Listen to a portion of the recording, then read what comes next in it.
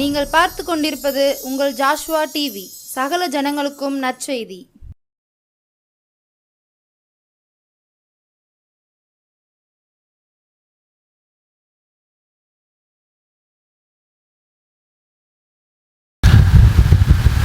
யோவான் 1 அதிகாரம் 5 வசனம். 1 யோவான் 1:5. தேவன் ஒளியாயிருக்கிறார், அவரில் எவ்வளவேனும் இருள் இல்லை. இது நாங்கள் அவரிடத்தில் கேட்டு உங்களுக்கு அறிவிக்கிற விசேஷமாய் இருக்கிறது. கண்களை மூடுவோம், ஜெபிப்போம். நல்ல பிதாவே, வார்த்தை உம்முடையது. வார்த்தையின் மறைபொருளை பரிசுத்த ஆவியானவர் வெளிப்படுத்தி தாரும். சுயம் வெளிப்படாதபடி காத்துக்கொள்ளும். இயேசுவின் நாமத்தில் பிதாவே, ஆமென். அல்லேலூயா. இயேசு என்ற தலைப்பில் உங்களுக்கு கர்த்தர் வார்த்தை கொண்டு வரப்படுகிறது. என்னது? இயேசு. இயேசு என்ற வார்த்தைக்கு இரட்சகர், மீட்பர், கர்த்தர் என்று பொருள். ஆமென். அல்லேலூயா. அப்போ இயேசுவுக்குள் அடங்கியிருக்கிற, மறைந்திருக்கிற ஒரு காரியத்தை தான் இன்றைக்கு நாம் தேவ சமூகத்தில் நாம் தேவ வார்த்தையாய் கவனிக்க போகிறோம். தலைப்பென்ன? இயேசு. 1 யோவானுக்கு இந்த நிருபத்தை எழுதும் பொழுது நிருபத்தின் எழுத்தாளன் சொல்லுகிறார், தேவன் ஒளியாயிருக்கிறார். The God is light of God. Amen. தேவன் அவரில் எவ்வளவேனும் என்னதில்லையா? இருள் இல்லை. நம்ம கையில் நல்ல பணம் வந்தால் முகம் நல்லதா இருக்கும். என்னதா இருக்கும்? பிரகாசித்து இருக்கும்.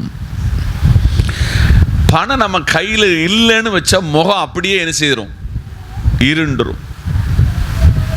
இது மனிதனுடைய இயல்பு. ஆனால் வேதம் சொல்லுகிறது, தேவன் ஒளியாயிருக்கிறார், அவரில் எவ்வளவேனும் என்னதில்லை?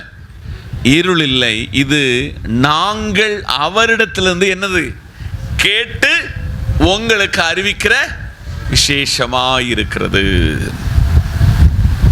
இப்ப 4-5 வசனத்தை சொல்லுவேன். அதுக்கு அழிந்துதான் நான் இந்த பிரசங்கத்துக்குள்ளாக போறேன். ஒரு நீண்ட பிரசங்கம் அல்ல என்றாலும் அதை உங்களுக்கு விளக்கி உங்களுக்கு கையில் எடுத்து கொள்வதற்கான, இருதயத்தில் பலகையில் எழுதப்படுகிறதான வார்த்தையாக அமைவதற்காக உங்களுக்காக ஜெபத்தோடு நிற்கிறேன். 1 பேதுருவின் புத்தகம் 2 அதிகாரம் அதனுடைய 9 வசனத்தை திருப்பிக் கொள்ளுங்கள். 1 பேதுரு 2 அதிகாரம் 9 வசனம். நீங்களோ உங்களை அந்தகாரத்தில் நின்று தம்முடைய ஆச்சரியமான ஒளியினிடத்திற்கு வரவழைத்தவருடைய புண்ணியங்களை அறிவிக்கும்படி தெரிந்து கொள்ளப்பட்ட சந்ததியும், ராஜரீகமான ஆசாரி கூட்டமாயும், பரிசுத்த ஜாதியும், அவருக்கு சொந்த ஜனமாயிருக்கிறீர்கள். நம்ம எங்க இருந்தோமோ? அந்தகாரத்தில். நமக்குள்ள வெளிச்சமே இல்லை.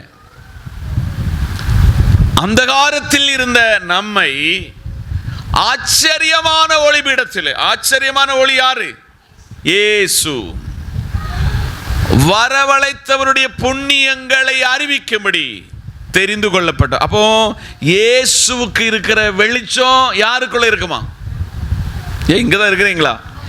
இயேசுவுக்குள் இருக்கிற அந்த வெளிச்சம் உங்களில் பிரகாசிக்க வேண்டும் என்றும், நீங்கள் தெரிந்து கொள்ளப்பட்ட சந்ததியும், ராஜரீக ஆசாரிய கூட்டமாயும், பரிசுத்த ஜாதியாகும், அவருக்கு சொந்த ஜனமாக இருக்கிறீர்கள். அப்ப இயேசு யார்? இப்போ சொல்லுங்க. இயேசு ஒளியாக இருக்கிறார்.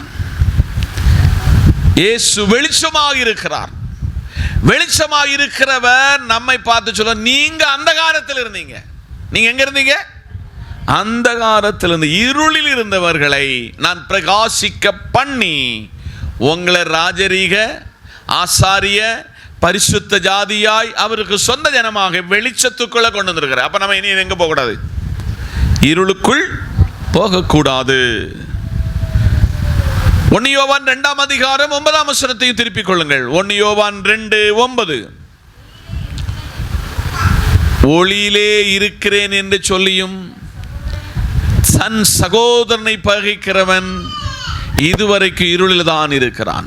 சகோதரனை யாரெல்லாம் பகைக்கிறீங்களோ நீங்க எங்க கிடக்குறீங்க? எங்க இருக்கிறீங்க? இருளில் இருக்கிறீர்கள். ஆனா சர்ச்சில் வர சொல்ல என்ன சொல்றோம்? நாங்க வெளிச்சத்தில் இருக்கிறோம், இயேசுவை கண்டு கொண்டோம், இயேசுவுக்கு சாட்சியா இருக்கிறோம், இயேசுவுக்குள் இருக்கிறோம். ஆனால் ஒளியிலே இருக்கிறேன் என்று சொல்லியும் தன் சகோதரன், தன் என்ற வார்த்தை சொல்லப்படுகிறது, பகைக்கிறவன் எங்க தான் இருக்கிறோமா? அப்ப இப்போ உங்ககிட்ட கேள்வி, சகோதரனை யாரெல்லாம் பகைச்சு வாழ்கிறீங்களோ நீங்க எங்க இருக்கிறீங்க? உங்ககிட்ட தான் கேட்கிறேன். நீங்கள் இருளில் இருக்கிறீர்கள்.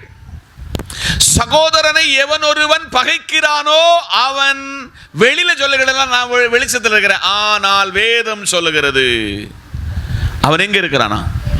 இருளில் இருக்கிறான். ஏசாயா 40:17 திருப்பிக் கொள்ளுங்கள். ஏசாயா 40:17. சகல ஜாதிகளும் அவருக்கு முன்பாக ஒன்றுமில்லை, சூனியத்தின் சூனியமாகவும். சோத்திரம், அல்லேலூயா. இந்த நல்ல காலையில சகல ஜாதிகளும் அவருக்கு முன்பாக ஒன்றுமே இல்லை, அவ்வளவு வெளிச்சத்தில் இருக்கிறார். சேரக்கூடாத ஒளியில் வாசம் பண்ணுகிற தேவன் அவர்கள் சூனியத்தின் சூனியமாகவும் மாயையாகவும் எண்ணப்படுகிறார்கள். இனி ஒரு வசனத்தை கூட சொல்லி உங்களுக்கு இந்த வெளிச்சத்தின் கிறிஸ்து எப்படிப்பட்டவர் என்று சொல்லிக் கொடுக்க ஜெபத்தோடு இந்த நாளிலே உங்கள் மத்தியில் 2 கொரிந்தியர் புத்தகம் 4ஆம் அதிகாரம் அதனுடைய 6ஆம் வசனத்தை திருப்பிக் கொள்ளுங்க. 2 கொரிந்தியர் 4:6. நல்ல புரிஞ்சுக்காங்க. இருளில் இருந்து வெளிச்சத்தை பிரகாசிக்க சொன்ன தேவன் இயேசு கிறிஸ்துவின் முகத்தில் உள்ள தமது மகிமையின் அறிவாகிய ஒளியை தோன்ற பண்ணும் பொருட்டாக கரங்களை தட்டி கொஞ்சம் உள்வாங்கணும். இந்த வசனத்தை சொன்னாதான் நான் இன்னைக்கு சொல்ல போகிற வசனம் உங்க ஆழமான இருதயத்துக்குள்ளே கடந்து செல்லும். நல்ல கொஞ்சம் இங்க நீங்க இந்த வசனத்தோடு என்னோடு நீங்கள் பயணித்தால் உங்களுக்கு இன்னைக்கு பிரயோஜனம். இங்கே வாசிக்கும் பொழுது கொரிந்து சபையை அப்போஸ்தலனாகிய பவுல் தேவனுக்குள் உருவாக்கப்பட்டு அவங்க கர்த்தரை விட்டு கிறிஸ்துவை விட்டு பிரமாணத்தை விட்டு வெளியில போகாத இருப்பதற்கு அவர்களுக்கு ஒரு நிருபவத்தை எழுதி கொடுக்கிறார். இருளில் இருந்து வெளிச்சத்தை பிரகாசிக்க சொன்ன தேவன். அப்போ இருளில் நீங்க இருக்கக்கூடாது, நீங்க வெளிச்சத்துக்குள்ள தான் இருக்கணும், நீங்கள் பிரகாசிக்கணும் என்று சொன்ன தேவன் இயேசு கிறிஸ்துவின் முகத்தில் உள்ள தமது மகிமையை அறிவாகிய ஒளியை தோன்ற பண்ணும் பொருட்டாக எங்கள் இருதயங்களை என்ன செய்வாராம்? நான் பைபிள் ஸ்டடியில் சொன்னேன், நீங்க தான் தேவனுடைய ஆலயம். யாரு? தேவனுடைய ஆலயம். அப்போ உங்க தேவனுடைய ஆலயத்துக்குள் அவர் வர விரும்புகிறார். அவரை ஏற்றுக்கொண்டால் நீங்கள் பிரகாசமாக இருப்பீர்கள். பிதாவாகிய தேவனுடைய திட்டம் என்ன? இருளில் இருக்கிற ஜனங்கள் என்ன செய்யணும்? பிரகாசிக்க பண்ண வேண்டும். இயேசு கிறிஸ்துவினுடைய முகத்தில் உள்ள மகிமை அறிவாகிய இயேசுடைய முகத்தில் பிரகாசம் என்னன்னா அவருக்குள்ள இருக்கிற அறிவு. பேசுதல அவர் அறிவுள்ளவராயிருந்தார்.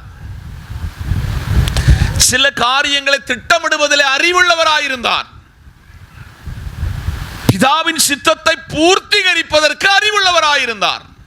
ஒரே இடத்துல தான் பிதாவே முடியுமானால் இந்த பாத்திரம் என்ன விட்டு என்ன செய்யணும்? ஒட்ட நொடி கூட அவர் வாய்ப்பளிக்காமல் ஆகிலும் என்னுடைய சித்தம் அல்ல உங்க சித்தத்துக்கு என்னை ஒப்பு கொடுக்கிறேன். அப்போ விசுவாசியே, கிறிஸ்துவினுடைய அறிவு உங்களுக்குள் தோன்றது பட்டதென்றால் நீங்கள் நிச்சயமாகவே ஒளியாகிய கிறிஸ்துவினிடத்தில் தோன்றப்பட்டவர்கள் என்றும் எங்கள் இருதயங்களை பிரகாசிக்க செய்கிற ஆண்டவர். இன்னைக்கு யாருடைய முகம் எல்லாம் நீங்கள் கருப்பாக இருந்தாலும் கொஞ்சம் கலராக இருந்தாலும் மீடியம் கலராக இருந்தாலும் அகத்தில் இருக்கிறது முகத்தில் தெரியும்.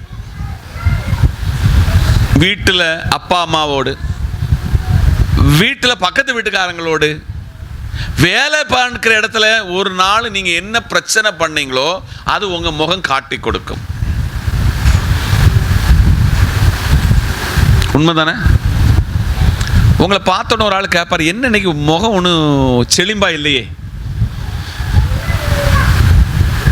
இன்னைக்கு கர்த்தர் சொல்லுகிறார், சபைக்கு சொல்லுகிறார், இருளில் இருந்து வெளிச்சத்தை பிரகாசிக்க சொன்ன தேவன்.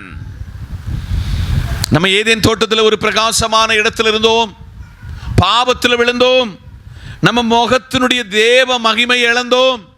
அந்த மகிமையை திருப்பி கொடுப்பதற்காக கிறிஸ்துவை தேவன் கொடுத்து, கிறிஸ்துவின் முகத்தில் உள்ள தமது மகிமையாகிய அறிவாகிய ஒளியை தோன்ற பொண்ணும் பொருட்டாக எங்கள் இருதயங்களை அவர் என்ன செய்வாராம்? பிரகாசிக்க செய்கிற ஆண்டவர். நம்ம முகம் பிரகாசிக்கணுமா? கிறிஸ்து ஒளியாயிருக்கிறது போல கிறிஸ்து நமது உள்ளத்தில் வரும் பொழுது நம்முடைய முகத்தை அவர் பிரகாசிக்க பண்ணுவார் என்று இந்த வேதம் சொல்லுகிறது. இப்ப பாயிண்ட்குள்ள போறோம். அல்லேலூயா.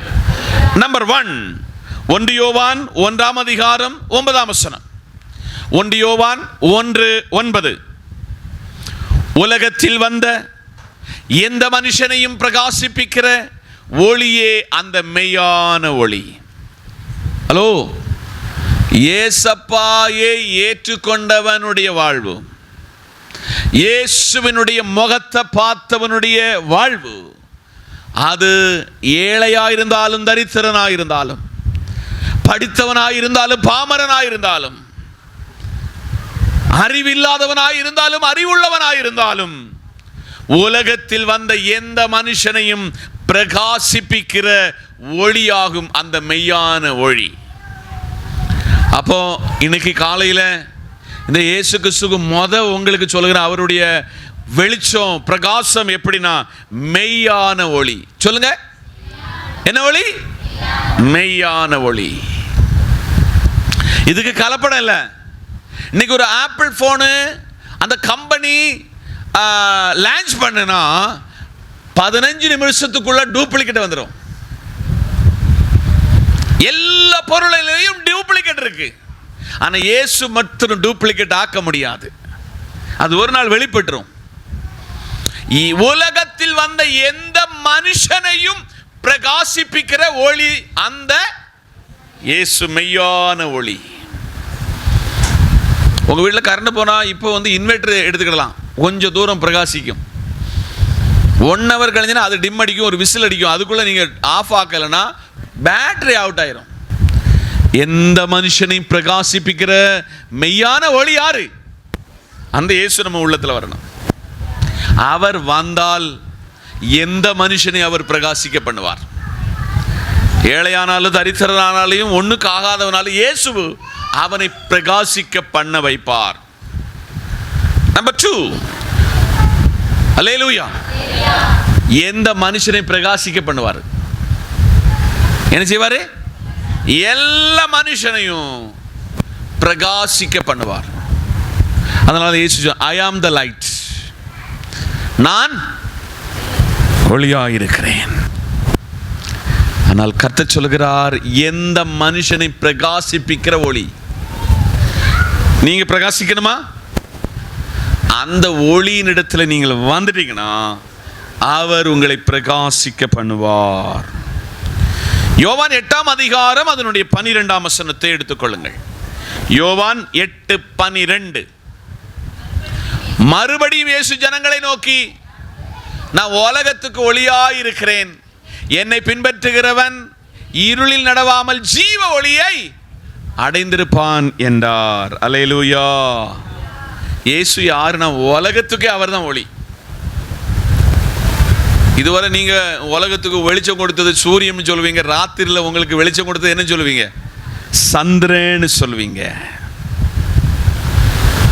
இன்னைக்கு பரிசுத்த ஆவியானவராகிய கர்த்தர் சொல்லுகிறார், மறுபடியும் இயேசு ஜனங்களை நோக்கி, நான் உலகத்துக்கு ஒளியா இருக்கிறேன். நீங்க சொல்ல முடியுமா? நான் இந்த செங்கோட்டைக்கு ஒளியா இருக்கிறேன், சபைக்கு நான் விளக்கா இருக்கிறேன், வெளிச்சமா இருக்கிறேன்னு சொல்ல முடியுமா? உங்க போதகர் சொல்ல முடியுமா? ஆனால் இயேசு சொல்லுகிறார், மறுபடியும் இயேசு ஜனங்களை பார்த்து சொல்லுகிறார், நான் உலகத்துக்கு யாரா இருக்கிறேன்? என்னை பின்பற்றுகிறவன் என்ன செய்வான்? இருளில் நடக்கவே மாட்டான். இன்னைக்கு காலையில சபையே, உங்க வேலையில கர்த்தருடைய வெளிச்சம் பிரகாசிக்க பண்ணப்படுகிறதா? உங்க குடும்ப வாழ்விலே இந்த வெளிச்சமாகிய கிறிஸ்து உங்க வீட்டில் வெளிச்சமா இருக்கிறாரா? எந்த மனுஷனையும் பிரகாசிப்பிக்கிற மெய்யான ஒளியாகும் கிறிஸ்து. இயேசு தன்னுடைய ஜனங்களை பார்த்து, தன்னோடு கூட பின்பற்றி வந்த, தன் வார்த்தையை கவனிக்க வந்த, தன் சத்தியத்துக்கு கீழ்ப்படுகிற மக்களை பார்த்து சொல்கிறார், மறுபடியும் இயேசு ஜனங்களை நோக்கி, நான் உலகத்துக்கு யாரா இருக்கிறேன்? ஒளியா இருக்கிறேன். என்னை பின்பற்றுகிறவன்.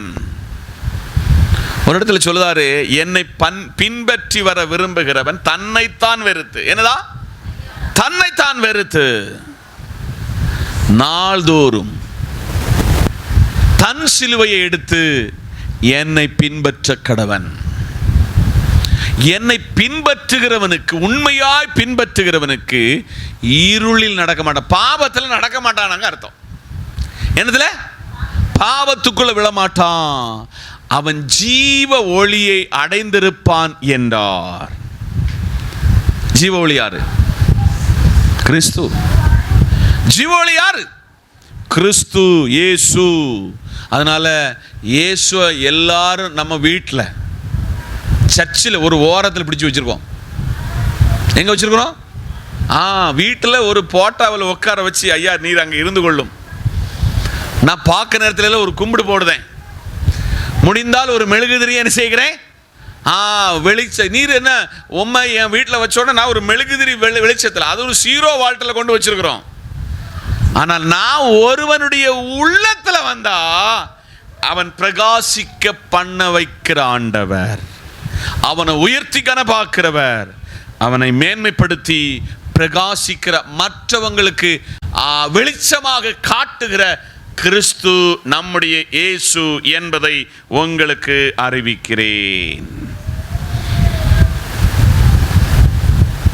இன்னைக்கு காலையில் கர்த்தர் கேட்கிறாரு, அந்த வெளிச்சத்தின் கிறிஸ்து உங்க உள்ளத்தில் இருக்கிறாரா, வாழ்க்கையில் இருக்கிறாரா என்று நம்மை சோதித்து அறிய வேண்டும்.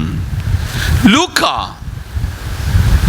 2ஆம் அதிகாரம் அதனுடைய 30ஆம் வசனம். லூக்கா 2:30. எல்லாரும் கவனிங்க. யாருக்கு? புறஜாதிகளுக்கு பிரகாசிக்கிற ஒளியாகவும். கரங்களை தட்டி எல்லாரும் பாருங்க, இயேசுவை ஏற்றுக்கொள்ளாதவனுக்கே அவர் யாரா இருக்கிறாரா? வெளிச்சமா இருக்கிறாரு. என் ஜனமாக இஸ்ரவேலுக்கு நான் யாரா இருக்கிறேனா? மகிமையாக.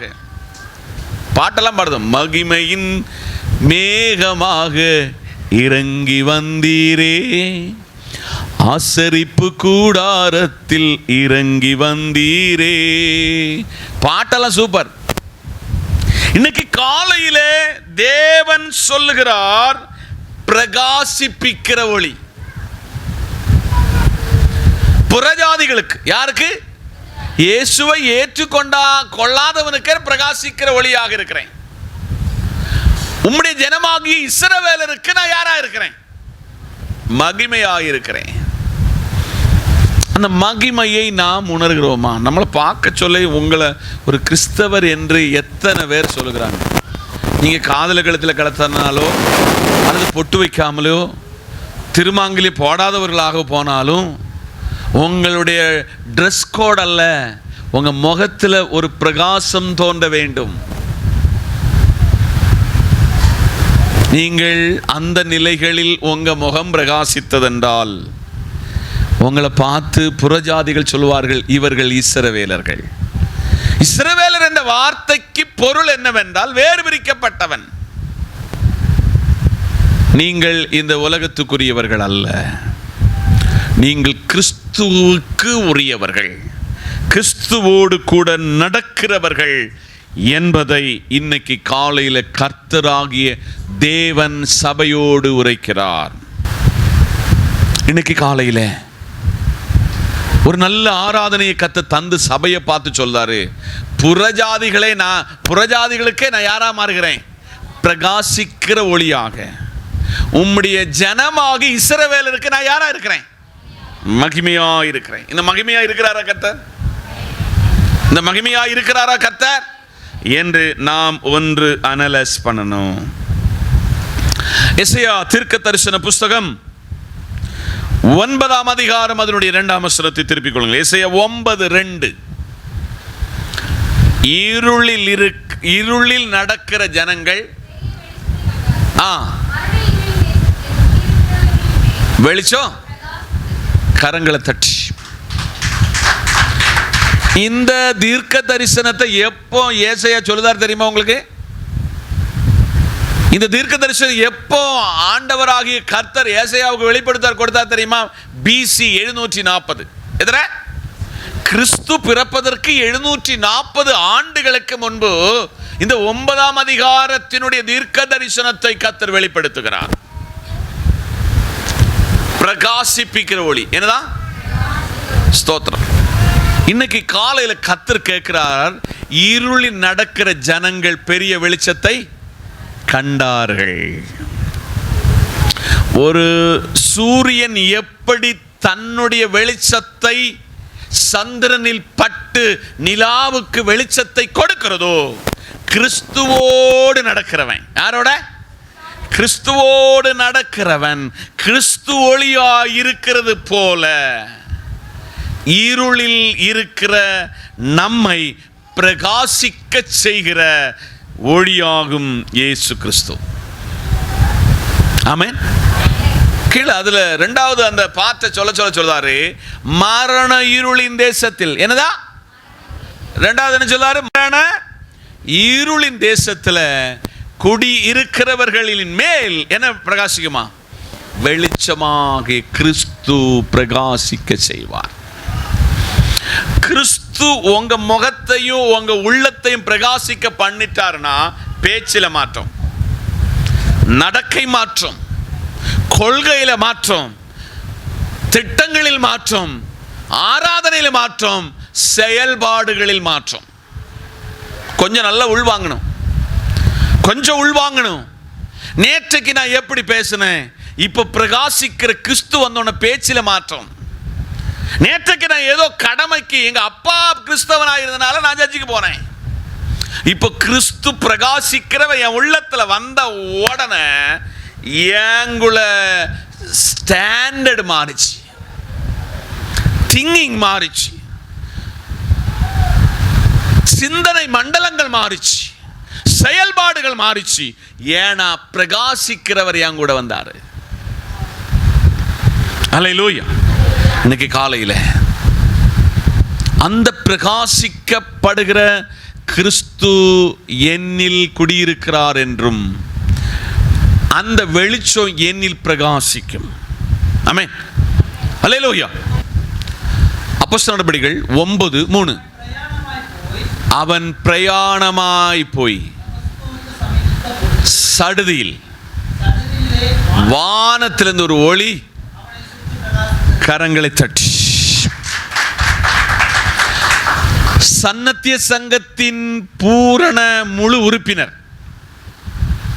கமாலியினுடைய பாதத்தில் நியாய பிரமாணத்தை கற்றுத் தேர்ந்தவர், ஓடின கப்பலுடைய எண்ணிக்கை தெரியாதவர், ஐஸ்வர்யவான், சபையை துன்பப்படுத்தினவன், ஊழியக்காரர்களை கல்லறிந்து கொள்வதிலே முன்பந்தியில் நின்றவன் சவுல். அவன் தமஸ்குரு பட்டணத்துல இவன் நான் சொன்ன இந்த இதான் எல்லாம் பெருசுன்னு சொல்லி ஓடிக்கொண்டிருந்தவன சடுதியில், சொல்லுங்க, எங்க சமீபித்த பொழுது? தமஸ்குருவுக்குள் சமீபித்த பொழுது சடுதியில் வானத்திலிருந்து ஒரு ஒளி அவனை சொட்டி பிரகாசித்தது. கடைசியில் என்ன நடந்தது தெரியுமா? பிரகாசித்த ஒளி கண்ணை குருடாக்கிச்சு. இந்த சத்தத்தை கேட்கிற உங்க ஏங்குல வாழ்க்கையில் நம்ம கண்ணு குருடாகாம காத்து கொள்ள வேண்டும். அதுக்கு முன்ன அவர் அறிகிற அறிவு நமக்கு பின்ன அனனியாஸ் வரணும். அனனியா வரணும்.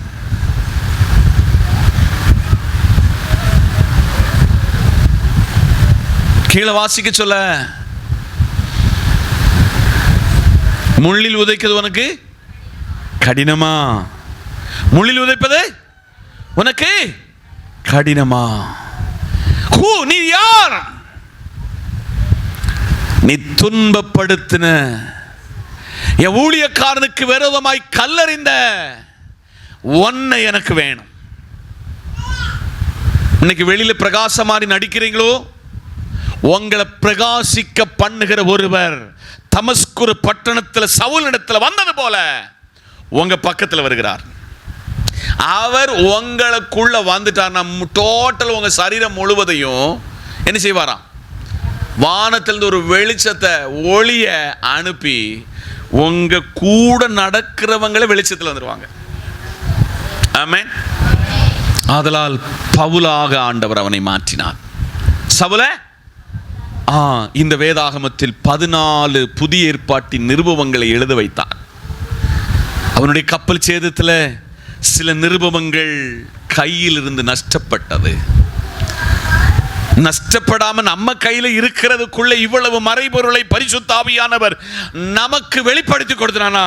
மறைந்து போன, ஒளிந்து போன, தண்ணியில் அடிச்சிட்டு போன, கப்பல் சேதத்தில் அடித்துட்டு போன நிருபத்தில் என்னதெல்லாம் எழுதி கொடுத்திருப்பார் என்று உங்களுக்கு சிந்தனை மண்டலத்துக்கு விடுகிறேன். எவ்வளவு மகா பெரிய தெய்வம்! அதனால் இந்த பிரகாசிப்பிக்கிற தேவன் உங்களை பிரகாசிக்க பண்ணுவார். யார் வரணும்ல? கிறிஸ்து என்னும் வெளிச்சத்தின் ஆண்டவர். ஆமே சொல்லுங்க. அதனால நீங்க சர்ச்சுக்கு வர சொல்ல அவர் இருக்கிற இடத்துல லைட் எல்லாம் போட்டு ஃபோக்கஸ் போட்டெல்லாம் காட்ட வேண்டாம். என்ன செய்ய வேண்டாம்? ஃபோக்கஸ் எல்லாம் போட வேண்டாம். உள்ளத்தில் இருந்தா உங்களுக்குள்ள வெளிச்சம் வரும். உங்களுக்குள்ளே வெளிச்சம் வரும். அந்த மெய்யான ஒளி, அந்த மெய்யான லைட் கிறிஸ்து உள்ளத்தில் உருவாக வேண்டும். அதனால பவுல் கலாத்தியருக்கு நிருபத்தை எழுதும் பொழுது சொல்லுகிறார், கிறிஸ்து என் உள்ளத்தில் உருவாகும் அளவும் நான் பிரசவ வேதனை, என்ன வேதனை? கற்ப வேதனை படுகிறேன். உலகத்தில் ஸ்திரீகள் ஒரு பெரிய வேதனையை அனுபவிப்பது என்பது கற்ப வேதனை. இன்னைக்கு காலையில் தேவன் உங்களை பார்த்து சொல்கிறார், நீங்க பவுலை போல மாறணும். யாரை மாதிரி மாறணும்? கிறிஸ்து என் உள்ளத்தில், இந்த வெளிச்சமாகி கிறிஸ்து என் உள்ளத்தில் உருவாகும் அளவு நான் என்ன படணும்? கற்ப வேதனைப்பட வேண்டும். அனனியா போகிறாரு. அவருக்கு ஜெபம் பண்ண மாத்திரத்தில் கண் என்னாச்சு? வெளிச்சம் வந்தவன். அவன் சும்மா இருக்கல. அன்னைக்கு தொடங்கினவன் அவன் மரண நேரம் மட்டும் லாபமானது எல்லாம் நஷ்டம் என்று கிறிஸ்துவை அறிகிற அறிவுக்காக கடைசியில் ஒரு இடத்துல சொல்லி முடிக்கிறாரு, என்னை பின்பற்றுங்கள். உங்க பாஸ்டர் சொல்ல முடியுமா? நீங்க சொல்ல முடியுமா? பல பரிசுத்தவான்களை சொல்ல முடியுமா? சொல்லாததை அவர் சொல்லுகிறார், என்னை பின்பற்றுங்கள். எவ்வளவு அவரை செதுக்கி கர்த்தர் அவரை ஒரு வெளிச்சமுள்ள மனுஷனாக உலகத்துக்கு வரைத்து காட்டினார். இந்த வார்த்தையினால் பரிசுத்த ஆவியானவர் உங்களையும் என்னையும் கனப்படுத்தி அழகு பார்த்து ஆசீர்வதிப்பார் என்று மனமாற உங்களை வாழ்த்துகிறேன். கண்களை மூடுவோம், ஜெபிப்போம். நல்ல பிதாவே, நல்ல ஒரு வார்த்தையை பரமபிதா எங்களுக்கு தந்தீர். இந்த வார்த்தையை நாங்கள் ஏற்றுக்கொள்வதற்கும் அங்கீகரிப்பதற்கும் இதன்படி வாழ்வதற்கும் வெளிச்சமாகிய கிறிஸ்து உள்ளத்தில் உருவாகவும் கிருபை தாரும். இயேசுவின் நாமத்தில் பிதாவே, ஆமென்.